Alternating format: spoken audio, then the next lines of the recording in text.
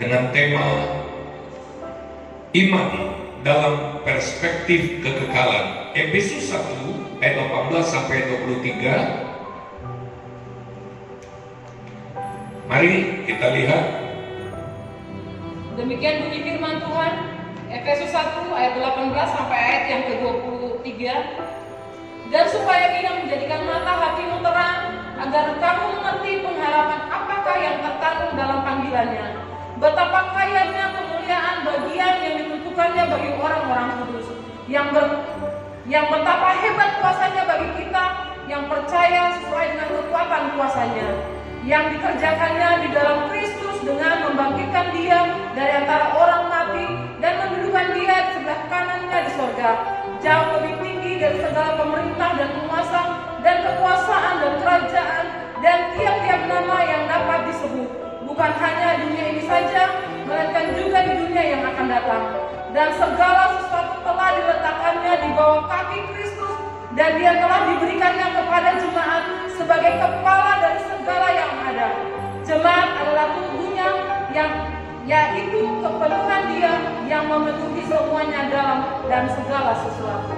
Haleluya, puji Tuhan. Saudara, kita melihat kuasa kebangkitan Kristus, di dalamnya ada pengharapan bagi orang-orang yang percaya. Di dalam pengharapan itu ada kekayaan yang menjadi bagian orang-orang kudus. Jadi melalui kebangkitan Kristus ini, kita melihat pengharapan bagi kita di tengah-tengah dunia yang tidak lagi berpengharapan ini.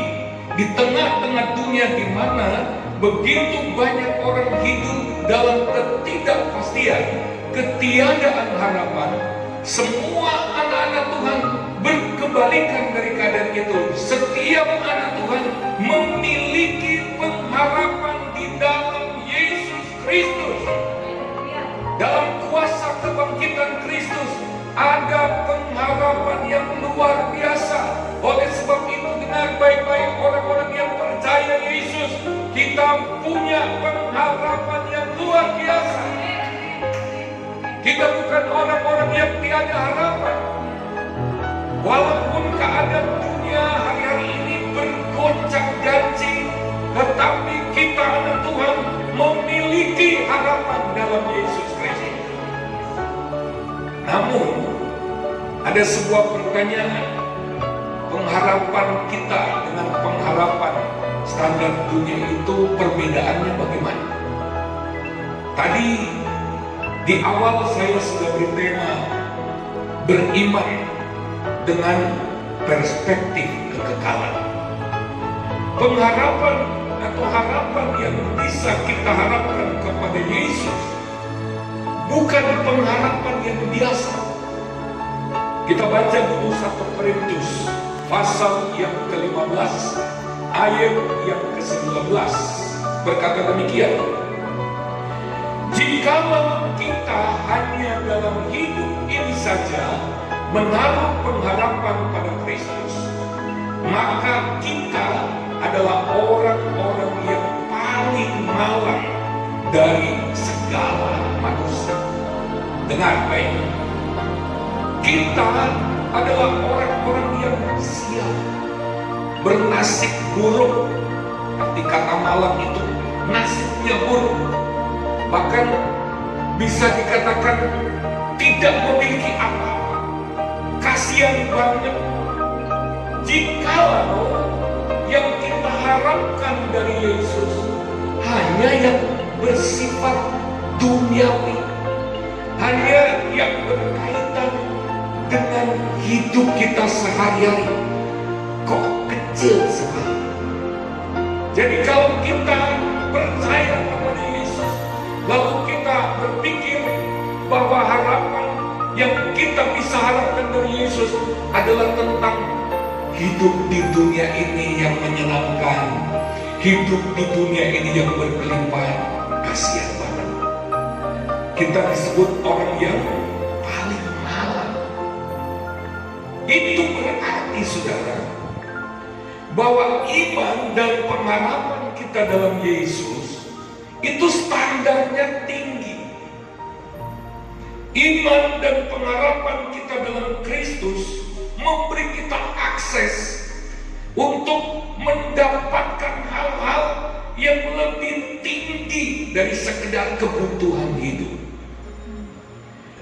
kita harus bedakan antara kebutuhan hidup dan nilai-nilai hidup.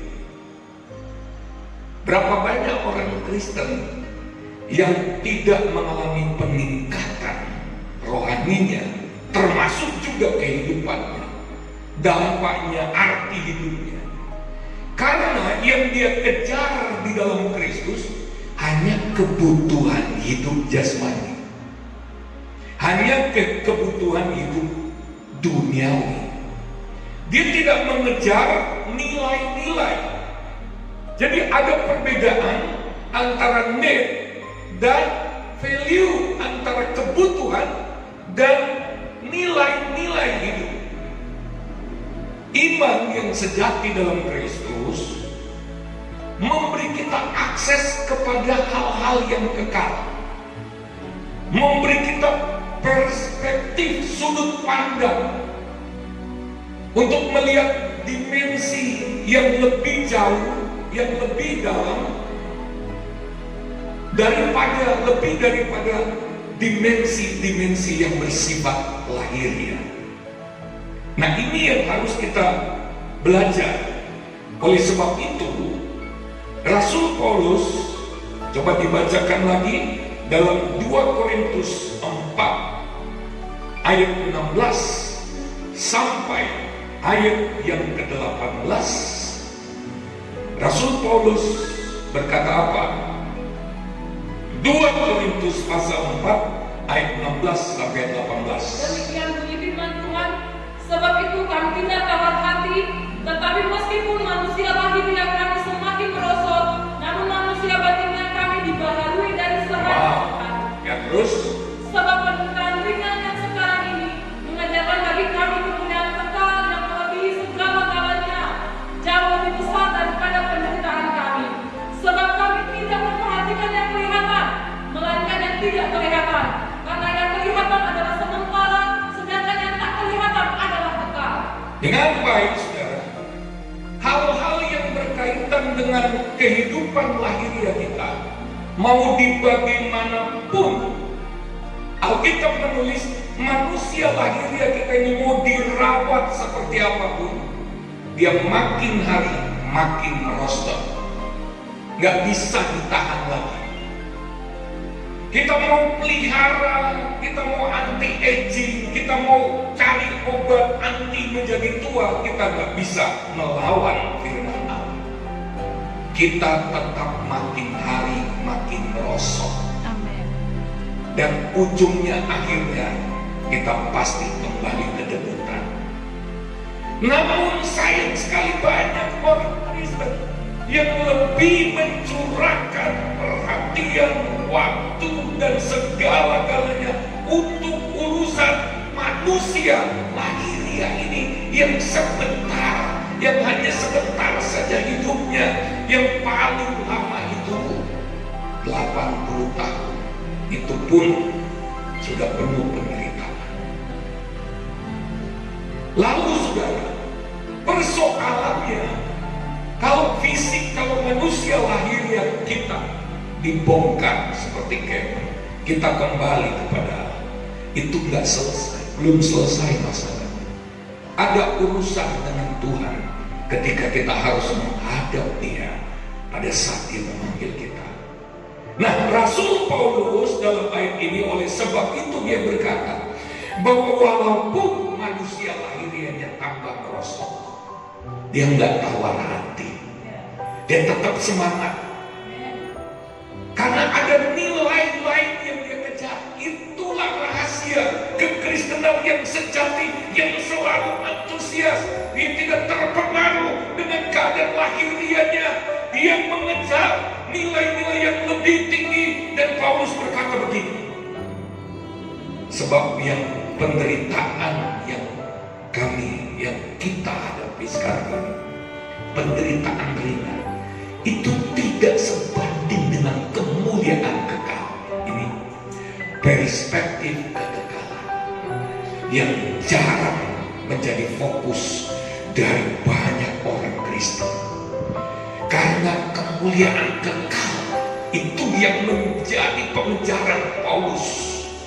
Karena ada nilai kekal yang dia kejar dengan imannya, yang dia kejar di dalam kekristenan, yang dia kejar, yang dia harapkan dari Yesus. Dia tidak hanya mengejar yang ecek-ecek, hanya untuk makan 3 kali sehari. Saya mau beritahu, kalau toh kita masih bisa makan 3 kali sehari, akan ada saatnya kita sudah dilarang dokter untuk makan ini, makan itu. Kita sudah nggak minum manis karena tubuh kita sudah jadi pabrik gula. Kita sudah nggak makan nasi, kita makan sayur-sayur. Ada duit buat beli, tapi tubuh kita sudah nggak boleh. Ya. Nah, saudara-saudara, lalu kemudian untuk apa kita mencari lelah, menghabiskan energi, menghabiskan tenaga, lalu kemudian menghabiskan waktu hanya, maaf saya sering katakan, hanya untuk mencari bahan toilet, hanya untuk kemudian dibuang. Mungkin ada yang berkata, kan bisa bikin rumah yang nyaman. Nyamannya sebuah rumah itu tidak selalu ditentukan oleh megahnya. Nyamannya orang desa tinggal di kampung, rumah kayak gubuk, mungkin lebih kualitasnya, kualitas kenyamanannya masih melebihi kualitas kenyamanan orang-orang yang tinggal di rumah kayak istana, tapi atmosfernya neraka. Saudara sekalian, sekarang kita melihat Paulus berkata begini, sebab yang menjadi perhatian kami bukan yang kelihatan, tetapi yang tidak kelihatan. Perspektif iman, melihat tidak kelihatan. Perspektif iman, melihat dimensi yang kekal, melihat sudut pandang yang lain. Oleh sebab itu, kita harus merubah sudut pandang kita. Kita harus merubah posisi kita. Bukan lagi mengejar, bukan lagi fokus pada hal-hal yang dunia ini, tetapi fokus pada kekekalan. Mengapa kita fokus kepada kekekalan? Ada 2 alasan saya berikan ini. Mengapa? Yang pertama, karena Allah akan menggoncangkan segala sesuatu sampai yang tersisa hanya yang tidak tergoncangkan. Mari baca Ibrani pasal 12 ayat 27-28. Mengapa kita harus cari yang kekal? Karena Allah akan menggoncangkan segala sesuatu yang bisa digoncang, yang bisa digoncang, pasti goncang. Dengarkan baik-baik. Kenapa Tuhan harus menggoncang itu? Ibrani 12 ayat 27-28. Demikian bunyi firman Tuhan. Ungkapan satu kali lagi menunjukkan kepada perubahan pada apa yang dapat digoncangkan. Ya. Karena ia dijadikan supaya kita tetap apa yang tidak dapat digoncangkan. Ayat 28. Jadi karena kita menerima kerajaan yang tidak tergoncangkan, marilah kita mengucap syukur dan beribadah kepada Allah menurut cara yang berkenan kepadanya dengan hormat. Haleluya. Kita lihat segala sesuatu pasti digoncangkan. Tidak ada yang permanen di dalam dunia ini. Tidak ada yang tetap dalam dunia ini. Tidak ada yang tidak berubah. Keadaan hari ini yang tenang bukan jaminan bahwa besok akan tenang. Yang engkau andalkan hari ini, yang engkau kumpulkan hari ini, yang engkau bangun hari ini, yang engkau harapkan akan menjadi jaminan hidupmu ke depan, ternyata besok berubah. Semua akan bergoncang. Semua akan berubah. Jangan menaruh pengharapan kepada segala sesuatu yang bisa berubah. Tidak ada yang tetap dalam dunia ini kecuali perubahan. Kita pikir kita tenang hari ini, kita pikir saya sudah mempersiapkan masa depan. Saya sudah punya banyak tabungan di bank. Saya sudah punya deposito yang berlimpah-limpah. Saya sudah punya harta kekayaan berlimpah. Bahkan untuk dimakan 7 turunan, 27 turunan gak habis-habis. Jadi kita mulai menaruh iman, pengharapan kepada persiapan kita, perbekalan kita untuk bertahun-tahun ke depan. Gak tahunya, gak tunggu 1 tahun, besok keadaan sudah berubah. Kita tahu di hari-hari ini orang menghadapi virus, orang yang kaya pun tumbang. Dia pikir haleluya, punya kekayaan. Dia pikir dalam beberapa tahun ke depan dia cukup tenang. Dan akhirnya dia tidak menikmati. Tidak ada yang kekal dalam dunia ini. Tidak ada yang abadi dalam dunia ini.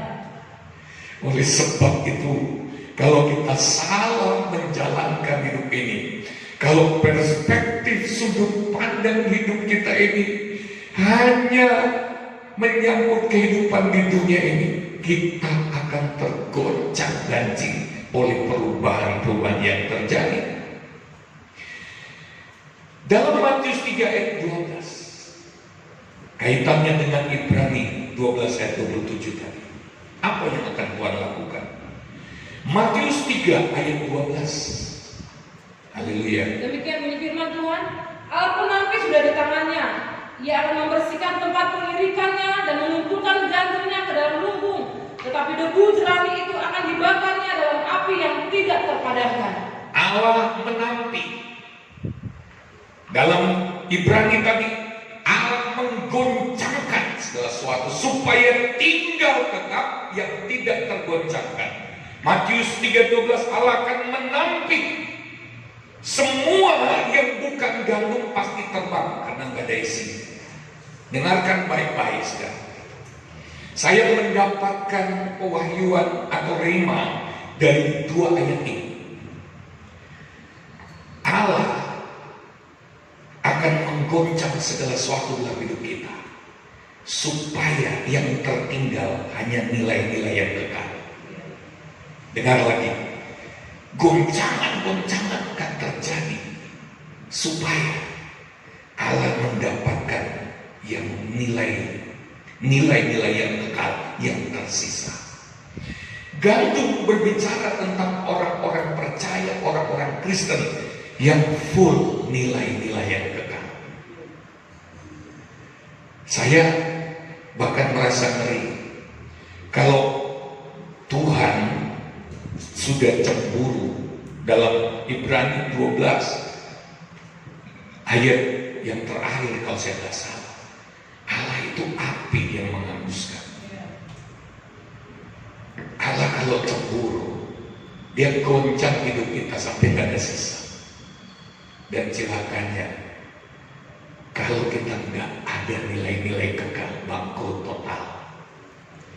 Kalau Tuhan goncang segala sesuatu di bawah kolong langit ini, nanti yang akan tinggal tersisa orang-orang yang mempunyai harta yang tidak tergoncangkan. Saya gemetar membayangkan kalau itu terjadi. Berapa banyak orang yang gak tersisa apa-apa kalau Tuhan goncang segala sesuatu, gak sisa. Kalau kita nggak punya nilai-nilai kekal, ketika semuanya digoncang, ketika semuanya ditampi, aduh, kalau hidup kita ternyata hanya jerami saja, nggak sisa, kita masuk ke dalam api. Kita terbuang. Pastikan kalau Allah goncang segala sesuatu, didapati bahwa kita punya bobot, punya nilai yang kekal. Ada harta yang kekal tersisa di dalam hidup kita.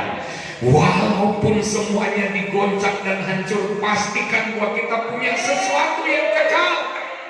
Pastikan kita punya harta yang kekal dalam diri kita. Haleluya, haleluya. Ketika Raja Nebukadnezar ditimbang dan ternyata dia didapati terlalu ringan, Tuhan berkata, maaf, kerajaan engkau harus pecah. Engkau harus kehilangan kerajaan. Dan kerajaan yang dibagi kepada dua kerajaan yang lain, Medi dan Parsi. Hati-hati kalau Allah menimbang kita, menggoncang kita, ternyata didapati kita tidak memiliki bobot yang kekal, yang bernilai kekal. Kita tidak punya sesuatu yang bernilai kekal. Pasti akan terjadi pengurangan.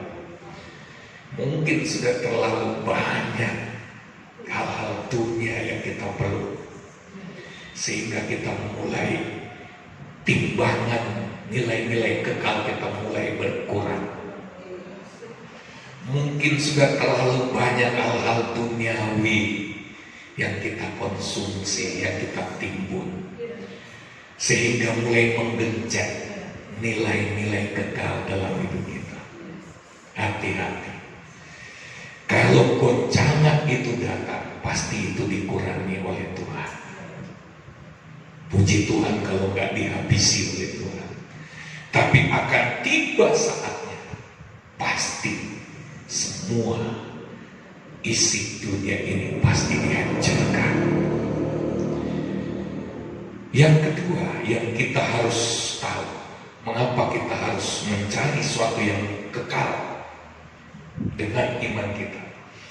Karena semua agenda kerja Allah, dijalankan untuk kepentingan hal-hal yang kekal, yang menjadi rencana.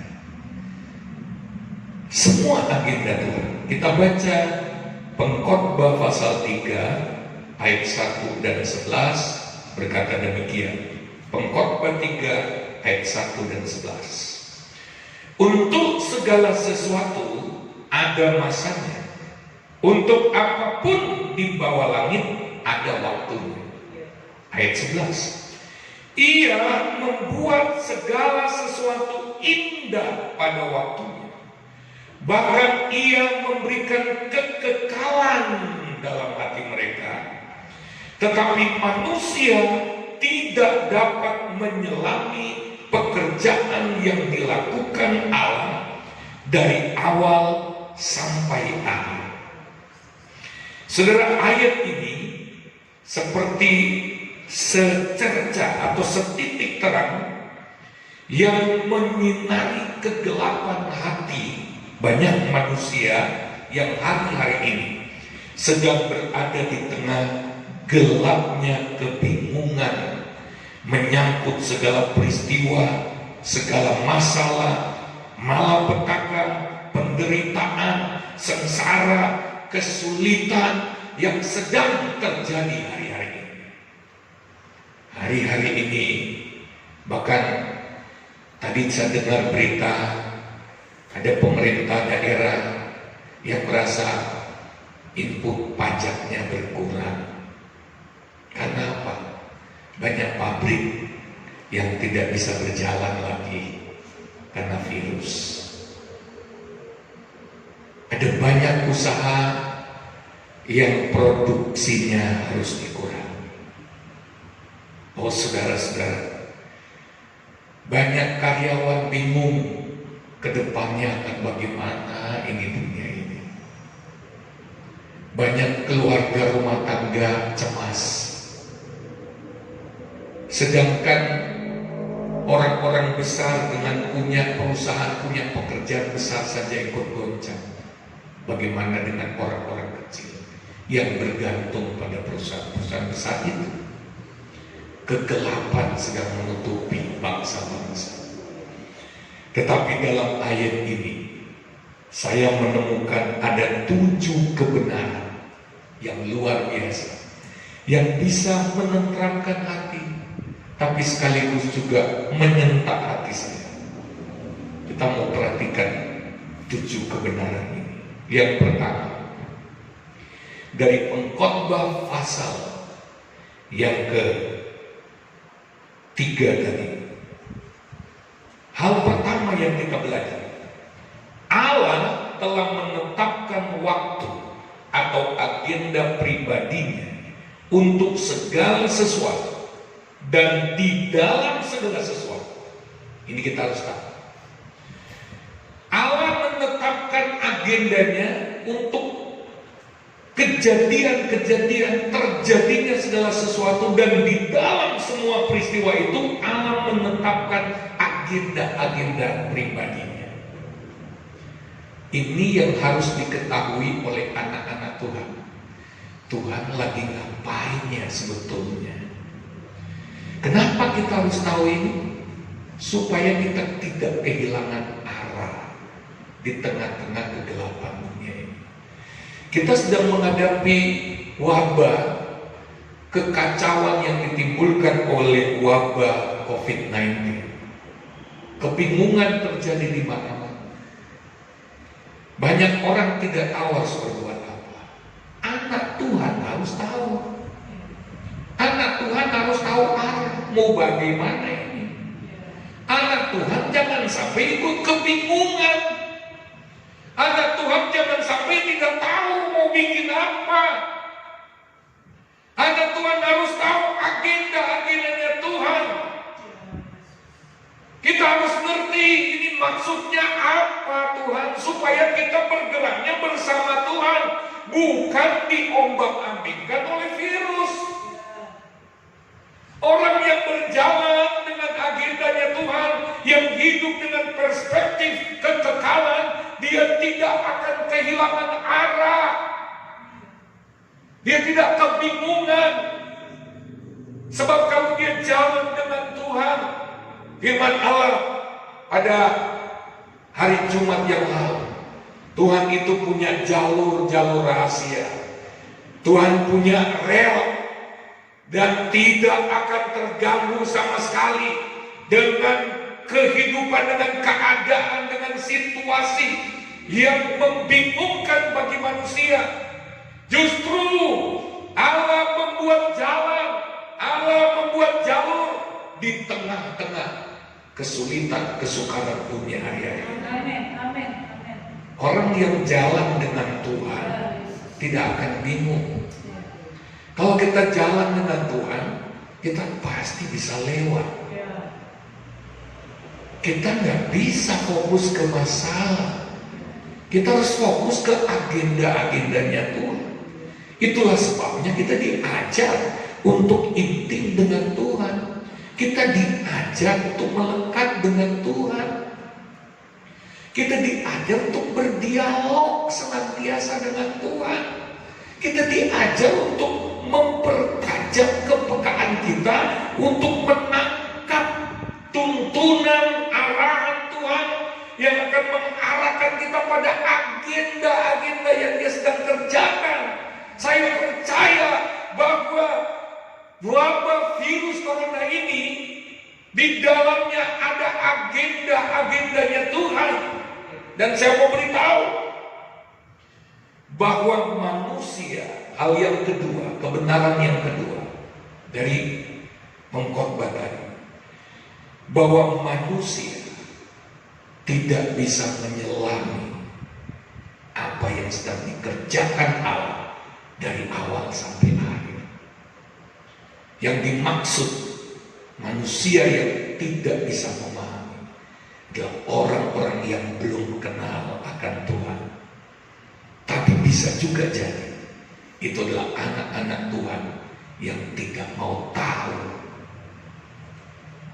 yang padat dengan agenda pribadi, padahal agenda pribadinya sudah kacau balau. Tuhan sedang mengacau balaukan agenda-agenda pribadi kita, supaya kita masuk dalam agendanya Tuhan. Banyak hamba Tuhan yang jadwal-jadwalnya, schedule-schedule-nya bukan cuma di reschedule, di off semua karena nggak tahu mau bikin apa, kacau. Banyak pemimpin-pemimpin perusahaan yang harus mengatur ulang schedule, rencana-rencana, planning, kacau semua. Agenda-agenda kita itu hancur semua di hari ini. Rencana-rencana yang sudah dibuat begitu matang tiba-tiba tergeletak begitu saja. Apa maksudnya? Cari agendanya Tuhan. Perhatikan agendanya Tuhan. Allah mengacau balaukan agenda-agenda pribadi kita supaya kita memperhatikan, mencari agendanya Tuhan, karena itu lebih penting. Hari-hari ini Tuhan sedang mengacau balaukan jadwal-jadwal pribadi kita, agenda-agenda pribadi kita, supaya kita menaruh perhatian pada agendanya Tuhan. Mari kita akhiri kebodohan kita. Efesus berkata, hari-hari inilah jahat. Jangan kamu bodoh. Jangan kamu bodoh. Kamu harus mengerti apa kehendak Allah. Oh, haleluya. Haleluya. Jangan tanya Tuhan, kapan kau akan mengakhiri COVID-19? Tanya Tuhan, apa yang kau sedang kerjakan? Aku mau jogging di dalamnya. Aku mau bersama engkau. Haleluya. Kebenaran ketiga dari Pengkhotbah pasal 3 tadi, ayat 11. Agenda Allah dalam dunia ini ada batas waktunya. Ada awal, ada akhirnya. Kita mau gabung atau enggak, karepmu, terserah. Tetapi yang pasti agenda Allah di dalam semua peristiwa yang terjadi di tengah dunia ini itu ada batas waktunya. Mengapa ada batas waktu? Karena yang pertama, kenapa ada batas waktu? Perhitungan dan pembatasan waktu adalah keniscayaan karena manusia dan dunia ini yang sudah jatuh dalam dosa telah kehilangan kekekalan. Semua menjadi sementara. Kita harus tahu ini. Definisi waktu adalah putusnya kekekalan karena dosa. Dosa adalah pencipta kefanaan. Oleh sebab itu, dosa adalah sejarah putusnya kekekalan bagi semua ciptaan Allah. Yang kedua, mengapa Allah membatasi waktu? Karena Allah harus mengakhiri dosa. Allah harus mengakhiri dosa dan dampaknya. Nah, di dalam rentang waktu yang terbatas itulah Allah menetapkan untuk menyelesaikan semua rencana dan agenda-agendanya yang kekal. Dan dengar baik-baik, selama rencana dan tujuan Allah belum terselesaikan, selama agenda rencana Allah belum terkerjakan, maka durasi waktu yang diperlukan itu belum akan selesai. Ceritanya belum akan berhenti. Kita tidak bisa mengurangi waktunya, juga tidak bisa memperpanjang. Kita tidak bisa mempercepat waktunya, kita tidak bisa memperlambat waktunya. Kalau Allah belum selesai dengan agendanya, virus belum berhenti, bro.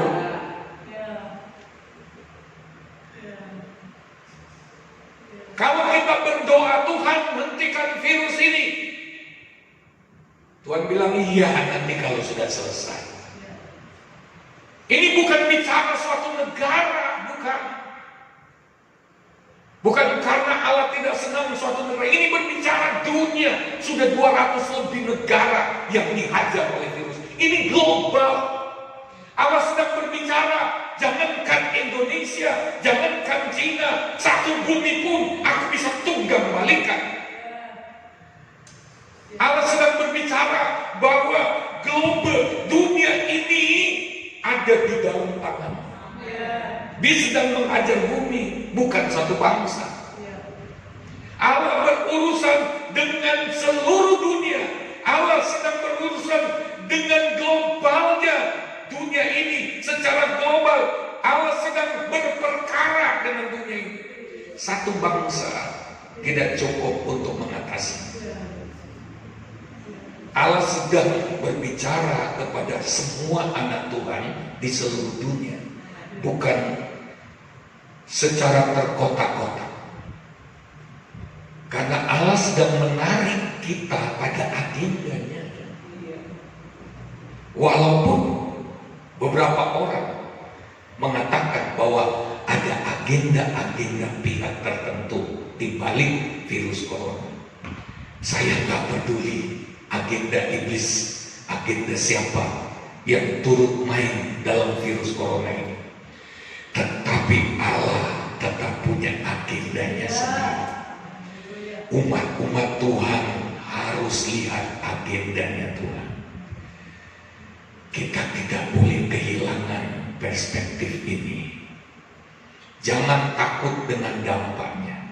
Dampak virus ini secara fisik, secara ekonomi, secara politik. Kita harus takut kalau kita kehilangan agendanya Tuhan. Haleluya. Kebenaran yang keempat yang saya akhirnya temukan dari Pengkhotbah pasal 3, bahwa Allah ternyata memegang kendali atas jalannya sejarah dunia dan alam semesta ini. Allah yang pegang kendali. Dengar, ini membahagiakan hati saya. Allah yang mengendalikan semua, walaupun kelihatannya seperti tidak terkendali, tetapi percayalah, itu masih dalam kendalinya Tuhan. Tuhan masih mengatur semua. Semua ini akan berlangsung dalam takaran yang Allah sudah atur, sudah batasi. Kita harus percaya. Karena kalau ini benar-benar menjadi tidak terkendali sama sekali, berarti semua rencana Tuhan hancur. Kita bersyukur bahwa Allah memegang kendali. Kita yakin saja. Manakala agendanya Tuhan sudah tercapai dalam situasi ini, virus ini berhenti dengan sendirinya. Memang tergantung pada anak Tuhan, tapi bukan hanya berdoa. Hari-hari ini begitu banyak doa berantai digencarkan, itu harus. Tetapi kita harus lakukan lebih dari sekedar berdoa. Kita harus merespon. Dalam doa itu kita juga tanya, bukan hanya Tuhan berhenti. Kita nggak bisa memerintah Tuhan dengan doa kita supaya berhenti. Berhentikan virus. Dalam doa kita harus berkata seperti Yesus, jadilah kehendak-Mu. Itu berarti kita harus terima kehendak Allah. Itu berarti kita harus tahu apa sih yang Tuhan sedang inginkan dalam situasi ini. Kita harus datang pada Tuhan bertanya, Tuhan maumu apa? Dengarkan baik-baik. Ini yang terpenting. Karena kalau kemauan Allah dia sudah dapatkan, virus pasti berhenti.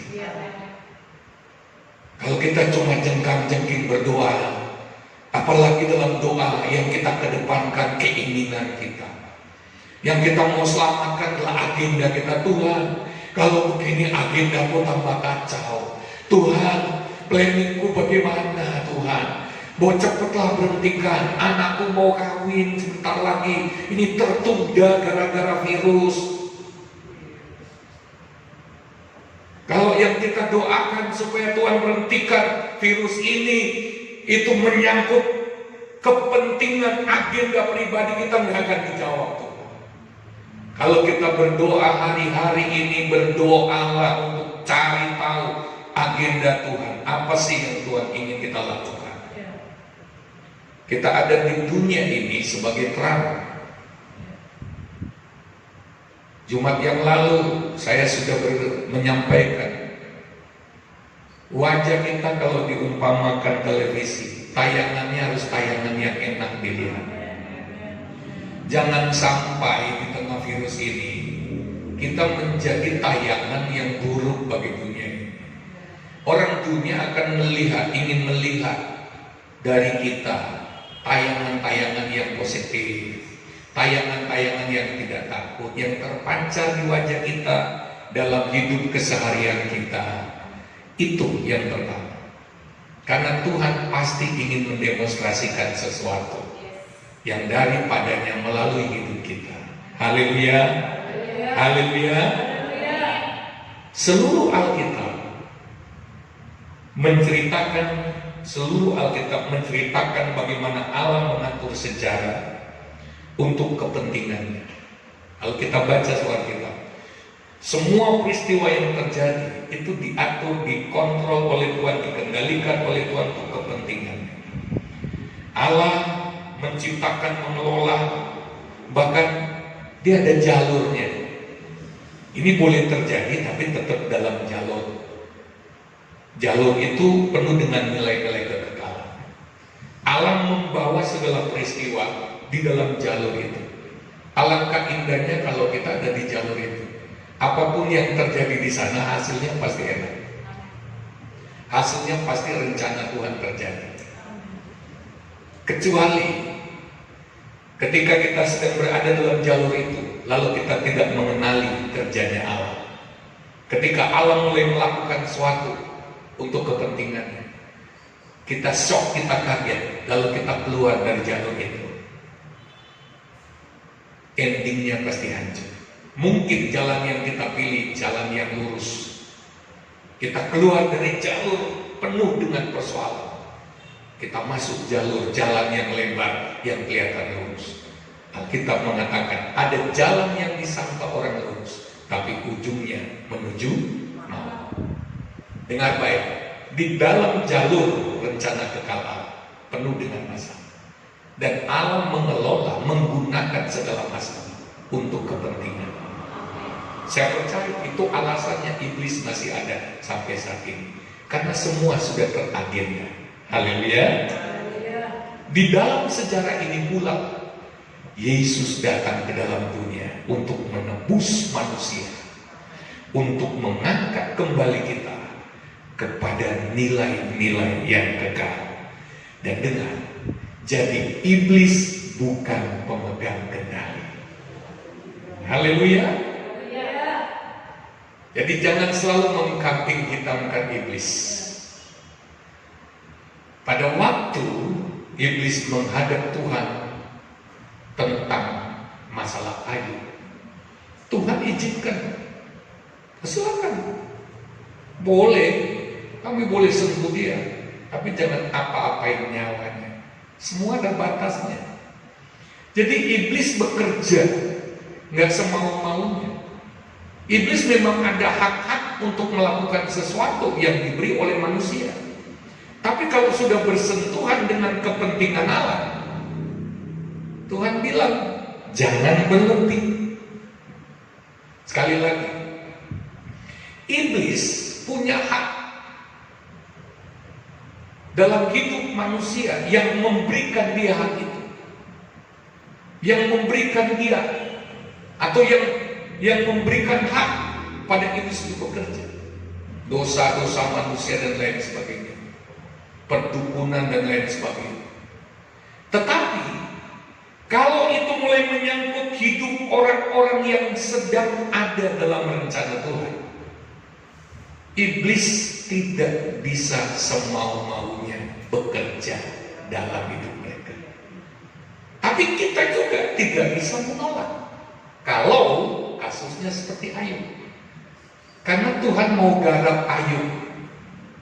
Kalau Tuhan mau garap kita, Dia akan izinkan dalam batas tertentu.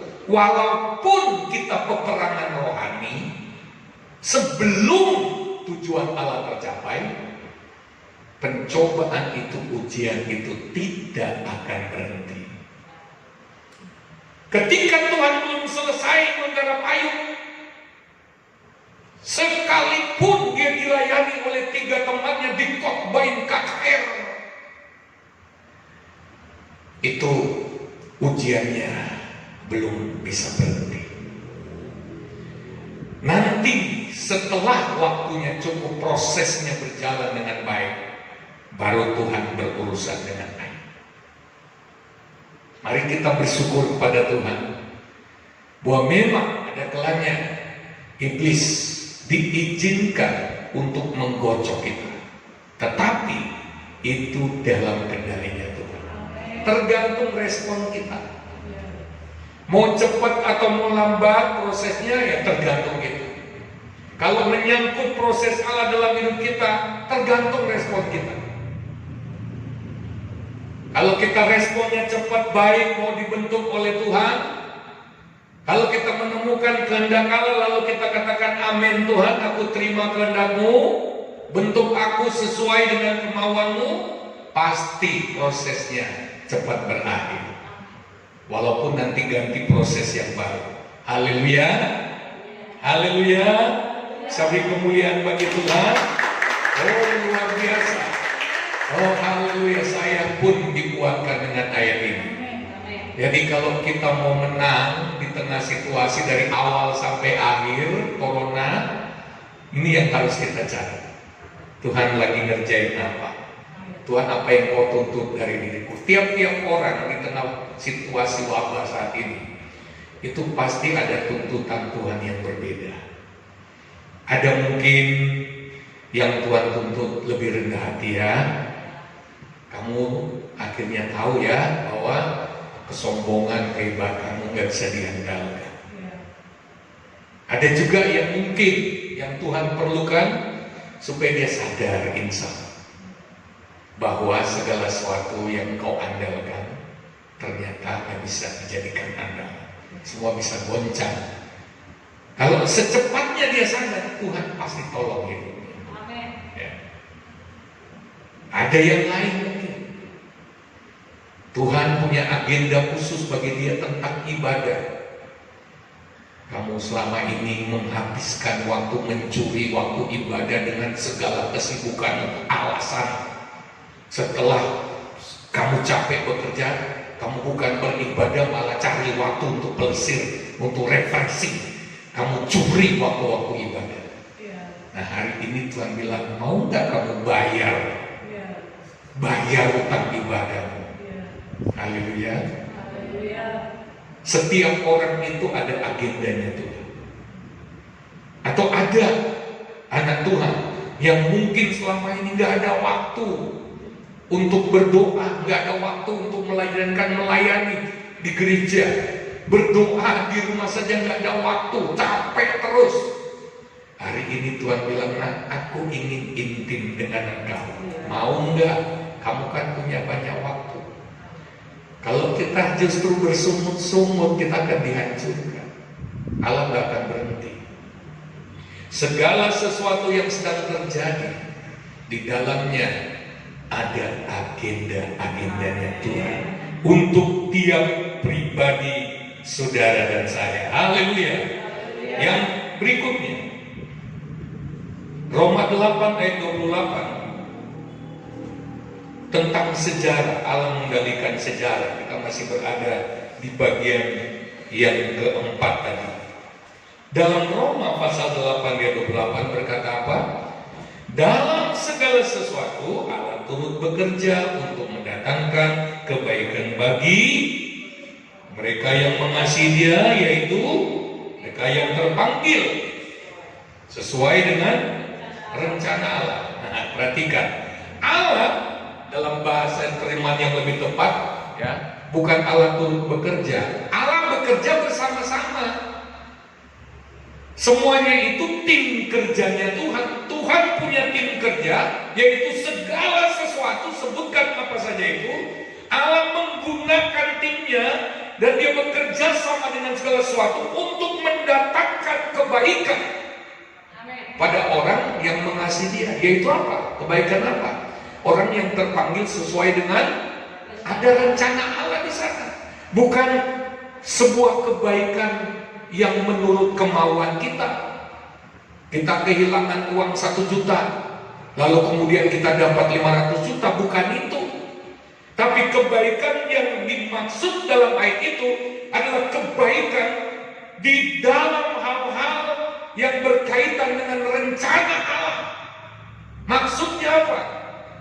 Ketika kita mulai melenceng dari rencana Allah, Allah akan gunakan segala sesuatu untuk mengembalikan kita dalam rencana. Allah akan pakai segala sesuatu untuk kita semakin bertumbuh, semakin menggenapi rencananya dalam hidup kita. Kalau kita mulai melenceng kayak Yunus, disuruh ke Niniwe, dia pergi kemana? Untuk membelokkan dia kembali. Tuhan bukan kirim virus, tapi Tuhan kirim ikan untuk menelan Yunus. Haleluya.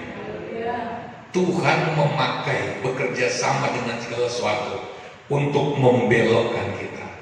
Ada kalanya kita dengan tidak sengaja, kita mungkin mengasihi Tuhan, tapi tanpa sengaja, karena kita belum cukup dewasa, kita terpengaruh, kita mulai melenceng, kita mulai jauh dari rencana Tuhan, maka Allah akan bekerja sama dengan segala sesuatu. Oh, anakku ini mulai melenceng.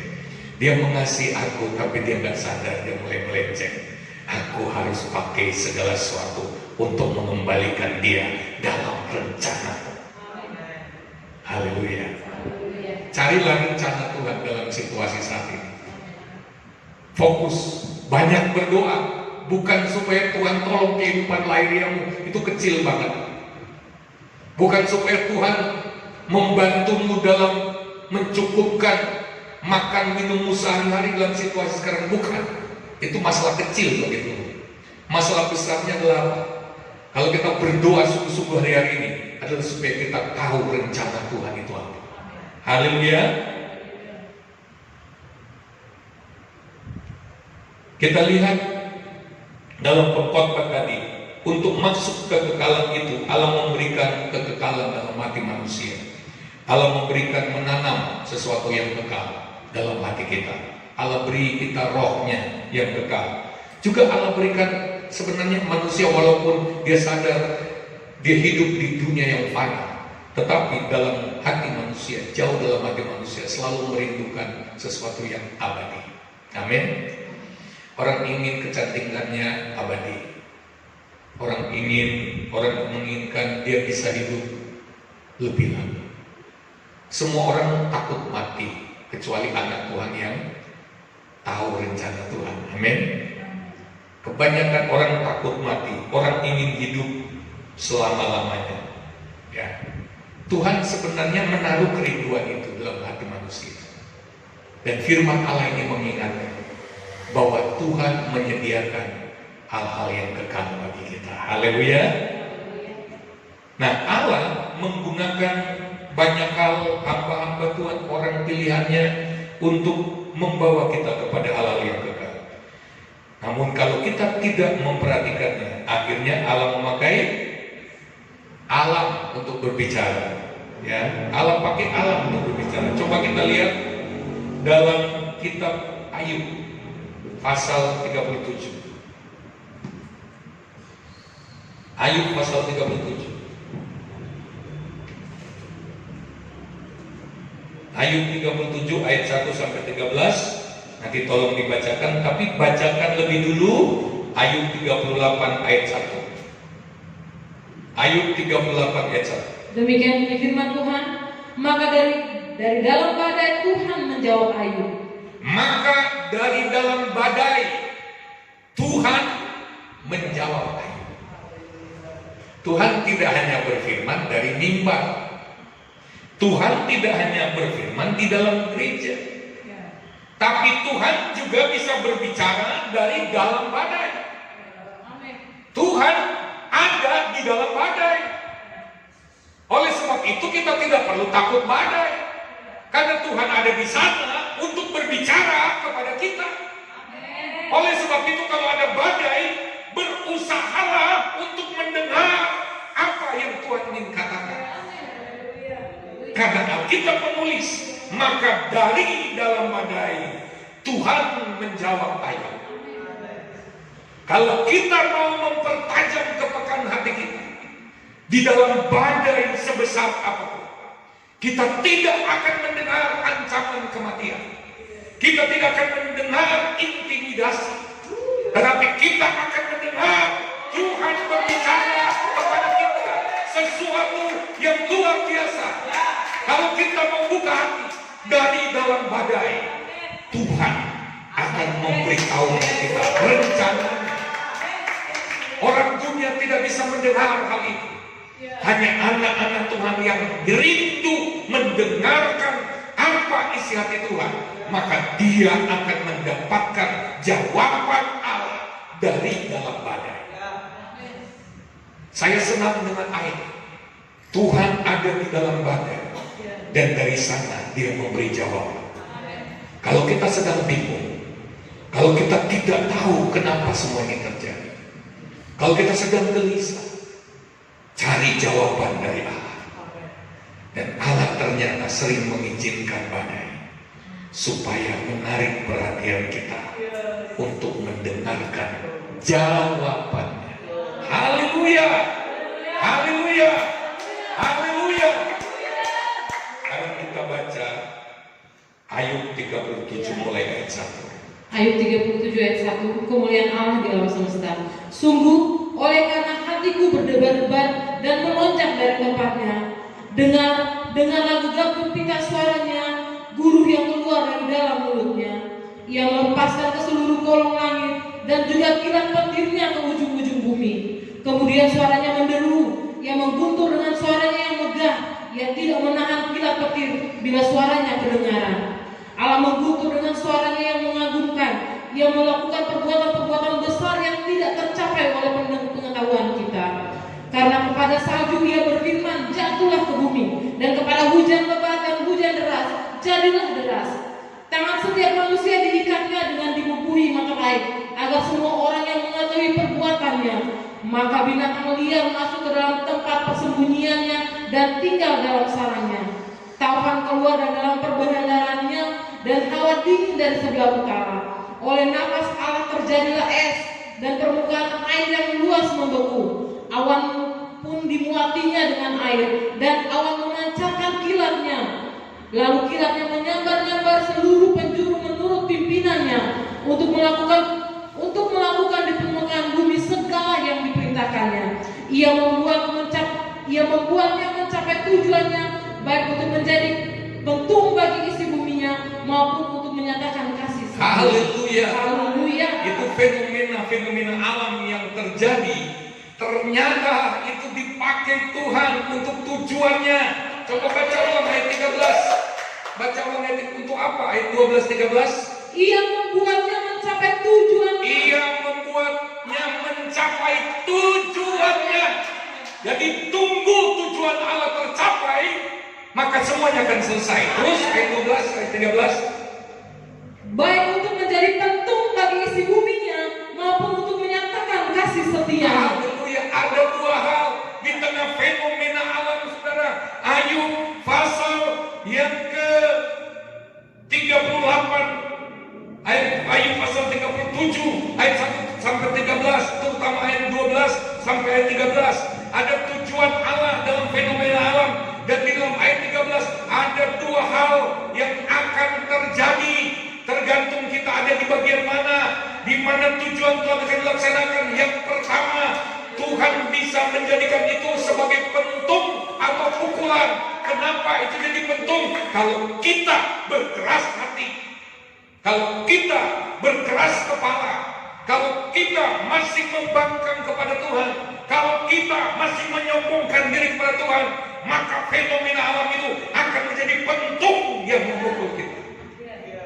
Tetapi bagi orang-orang yang mengasihi Dia, di dalam fenomena alam itu akan ada pernyataan kasih setia.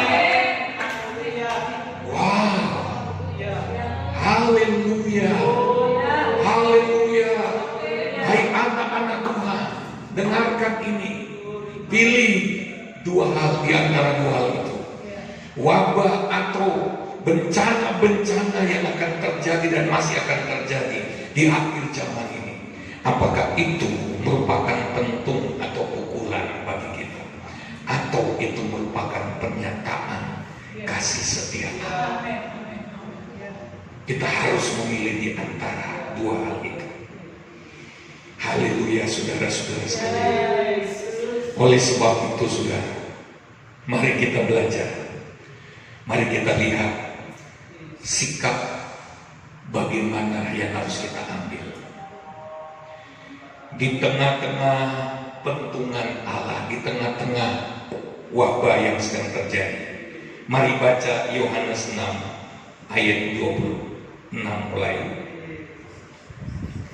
Yohanes 6 ayat 26 mulai sampai ayat 35. Demikian bunyi firman Tuhan.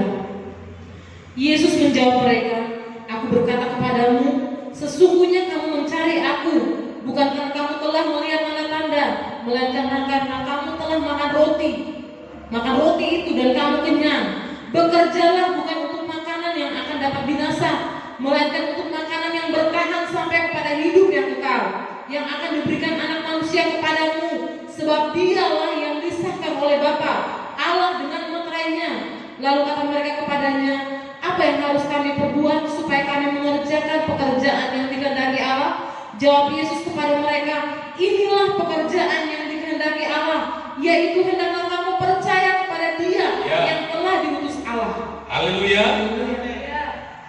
Ketika orang banyak mencari Yesus, Yesus tahu maksudnya, karena mereka makan roti jasmani sampai kenyang.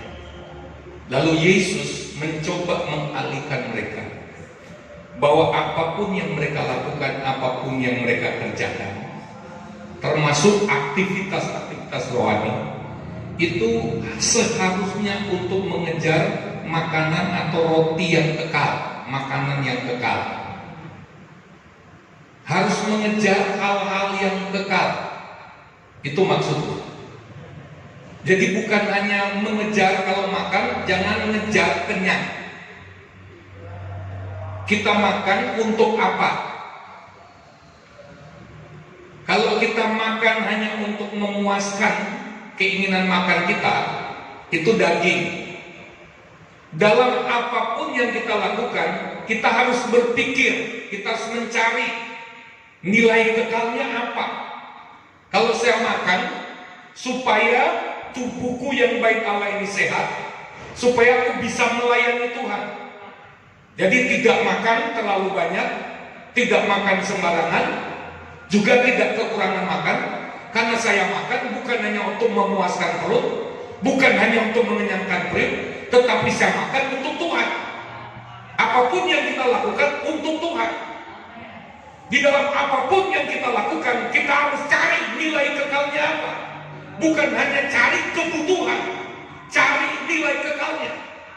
Dan Yesus berkata begini, waktu mereka tanya, "Lalu pekerjaan model apa?" Yesus bilang begini, "Pekerjaan yang Bapa inginkan adalah kamu percaya pada." Maksudnya begini, udah kamu yakin aja. Jangan bekerja dan menaruh kepercayaan pada hal lain. Itu maksudnya. Jangan menaruh kepercayaan pada pekerjaan-pekerjaan yang kau kerjakan untuk hidupmu, untuk jaminan hidupmu, apalagi untuk langgeng dan kekal. Yesus bilang begini, kerjaan yang paling top adalah percaya pada.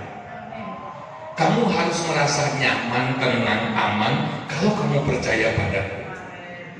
Jadi modalmu, andalanmu aku saja, kata Yesus. Kamu percayakan saja hidupmu padaku. Kamu ikut aku saja. Kamu percaya aku saja, nggak usah percaya yang lain-lain.